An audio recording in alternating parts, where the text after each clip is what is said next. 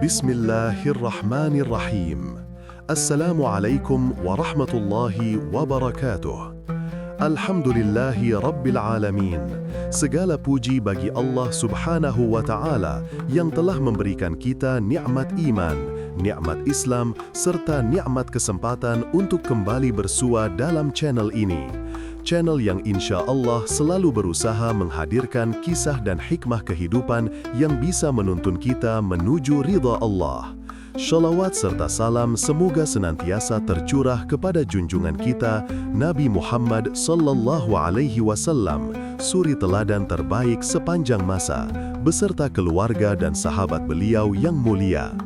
Sahabat beriman yang dirahmati Allah, membangun rumah tangga bukanlah sekadar menyatukan dua insan dalam satu atap.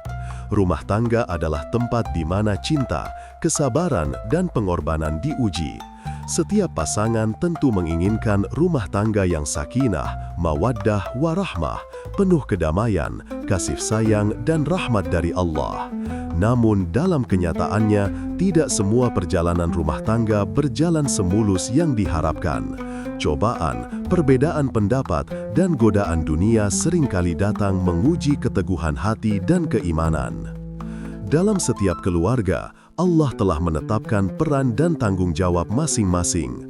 Suami memiliki kedudukan sebagai pemimpin, sementara istri menjadi pendamping yang penuh kasih dan penopang kehidupan keluarga.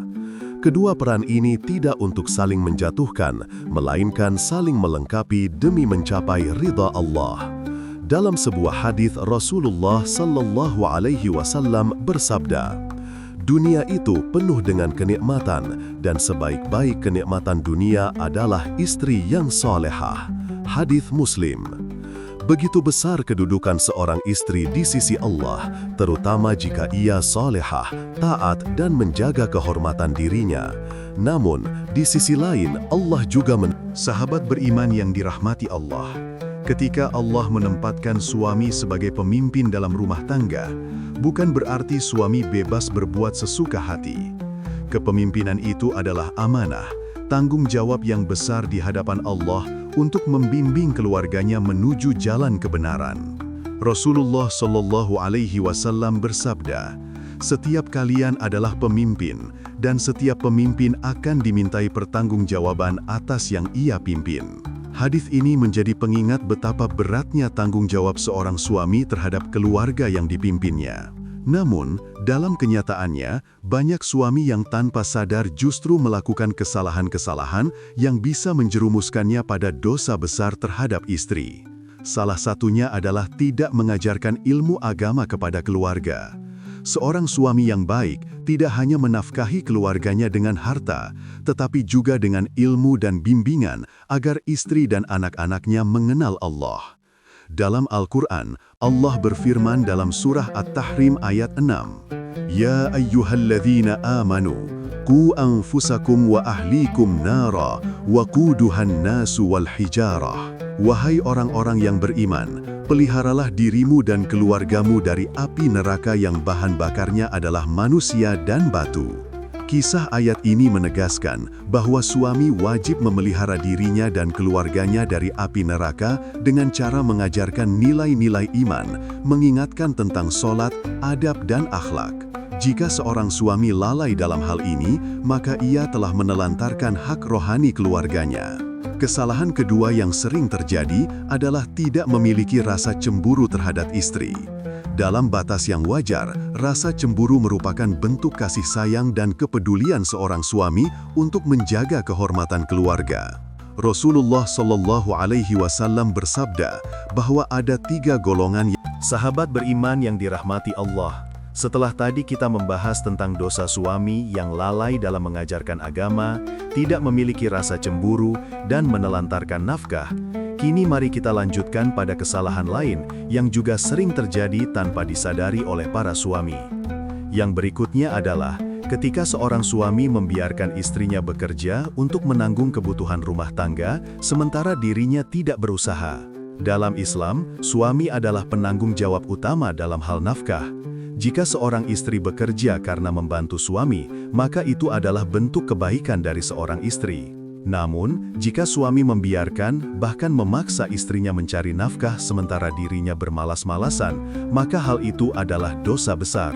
Rasulullah Shallallahu Alaihi Wasallam bersabda, "Tidak akan beruntung suatu kaum yang dipimpin oleh seorang wanita." Hadits Ahmad, Bukhari, Tirmidzi dan Nasai.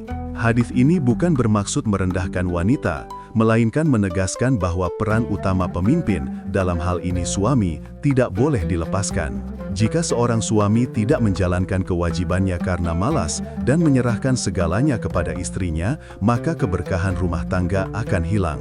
Selanjutnya adalah dosa karena membenci istri sendiri. Perasaan benci dalam hati terhadap pasangan bisa menjadi akar dari pertengkaran dan kehancuran rumah tangga. Rasulullah Shallallahu Alaihi Wasallam mengingatkan, janganlah seorang suami beriman membenci istrinya yang beriman. Jika ia tidak menyukai satu akhlaknya, maka ia akan ridho dengan akhlak lainnya. Sahabat beriman, tidak ada manusia yang sempurna. Bila seorang suami terus menatap kekurangan istrinya, maka yang tampak hanyalah hal buruk. Namun bila ia melihat dengan hati yang lembut, maka akan nampak banyak kebaikan di dalam diri istri yang mungkin sebelumnya tak terlihat. Maka, ubahlah kebencian menjadi doa dan rasa sabar, karena di balik kekurangan pasangan selalu ada kelebihan yang Allah titipkan.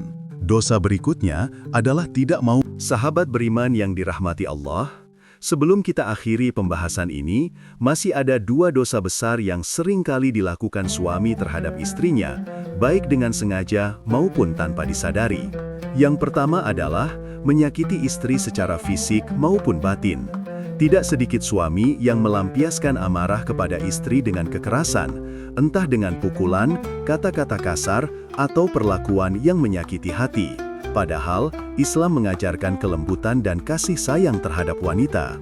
Rasulullah Shallallahu Alaihi Wasallam bersabda, hendaknya engkau memberi makan istrimu jika engkau makan, memberinya pakaian jika engkau berpakaian, dan janganlah engkau memukul wajah serta jangan menjelek-jelekan istrimu. Hadits Ibnu Majah.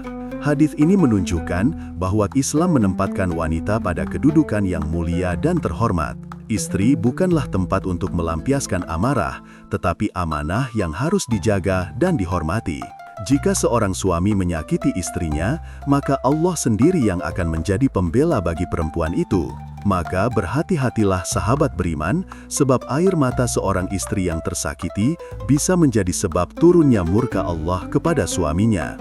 Dosa terakhir yang juga sering terjadi adalah meremehkan kedudukan istri dalam rumah tangga.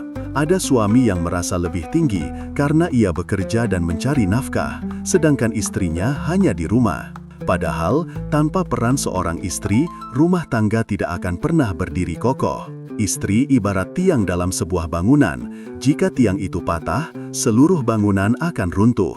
Sahabat beriman, ingatlah bahwa penghargaan terhadap istri bukan karena seberapa banyak yang ia hasilkan, tapi seberapa besar kesabarannya dalam melayani, mendidik, dan menjaga keluarga.